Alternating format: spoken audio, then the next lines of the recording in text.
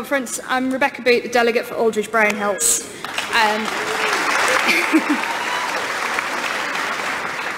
I have to talk to you about two issues. The first is to ask you to vote against Composite 3 from today's contemporary motions, asking for the Labour Party to endorse supported workplaces. We don't need supported workplaces, we need disabled people, we need all workplaces to be supportive workplaces of disabled people. That means access to work is properly funded, the cuts are reversed and it is improved. It means that workplaces are forced to comply with the Equality Act.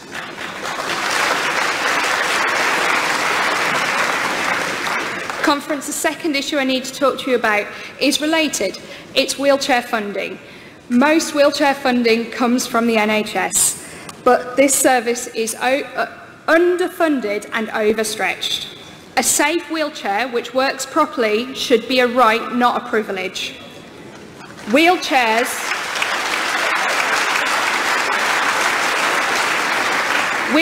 are vehicles of freedom.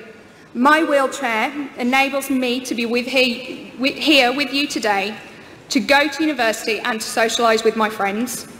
My wheelchair means I can choose what I do with my life and when. But I, like many others, have the wrong wheelchair. This wheelchair causes me pain and regular dislocations. Funding for wheelchairs is a postcode lottery. This wheelchair, this power chair, costs around £2,500, and that's at the bottom end of the market. The chair I need costs 4 times as much. Not having the right chair costs me sleep, it costs me study time, and it costs me time with my family and my friends while I lie in bed recovering from the pain that my wheelchair has caused. I don't know if I'm going to get the right chair. I'm still waiting to be assessed by the services that are so overstretched that they are still seeing people who ask for an appointment in February now. I don't know when they assess me if they'll agree to fund what I need. I can't wait forever. The Tories' chronic underfunding of NHS wheelchair services is costing me my freedom, and it's costing the local authority in personal care funding. But getting the right wheelchair, a wheelchair which functions properly and doesn't cause me additional pain and discomfort, is really hard work. Having the wrong wheelchair means I'm living a life of social exclusion, isolation, and unfulfilled potential. Last month, the United Nations told the Tory government that its social cuts policy is a human catastrophe for disabled people. They are ignoring their obligations under international human rights law.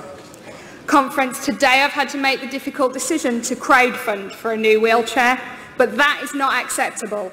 The Tories' failure to properly fund wheelchairs is just one example of their failed state for disabled people. It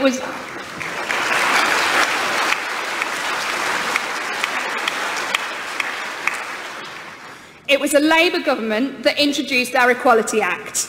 It was a Labour government that signed the international treaty protecting the human rights of disabled people, and we need a Labour government again to ensure the full inclusion and empowerment of disabled people in our society. Thank you very much.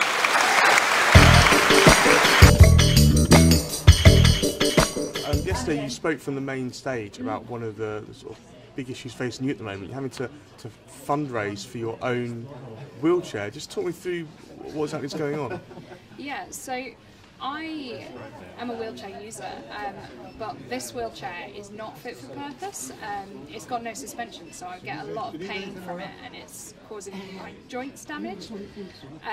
So I have asked the NHS for an assessment, but the services are so overstretched that they can't see me. I asked for an assessment in May and I've not been seen. So I've essentially had to take matters into my own hands to get a wheelchair that's actually safe for me to use. Could you just tell us about the wheelchair you have at the moment and the impact it has on your life? If I use this wheelchair for more than a couple of hours at a time, I get a really big increase in my pain levels. Because not only because of the lack of suspension, but because it's a very fixed position with no support. So the muscles in my back are just really shouting at me by the end of the day. And and so it means that I'm missing out. So I can just about do my lectures because I don't have anything more than 2 hours at a time, but I'm missing out on all the social stuff at uni at the end of the day, and I'm missing out, like, when I come to events like this, when I'm in my chair all day, I'm sort of then signing up for being like in bed by 7 o'clock usually, and it taking several weeks for my pain levels to get back down to normal. I feel very frustrated and very tired because as a disabled person, I rely on government services a lot, and everywhere I turn, every element of my support, there's cuts coming into those services.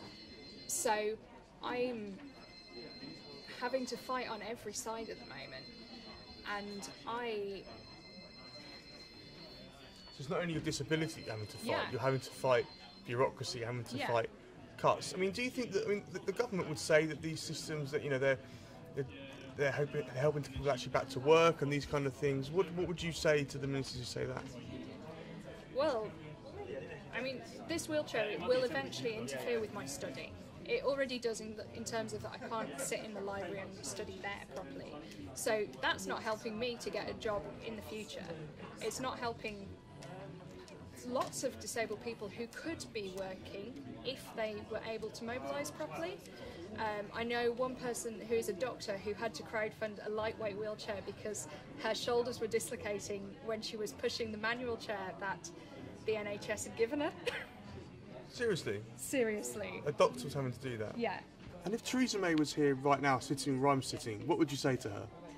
I would say that actually the impact of the cuts and the funding of wheelchair services, of services for disabled people in a wider thing, is really damaging people's lives. It is holding me back. It's costing me freedom in how I can live, how I can interact with society, and actually she needs to look again at how services for disabled people have been cut, because her government is preventing us from being full members of society.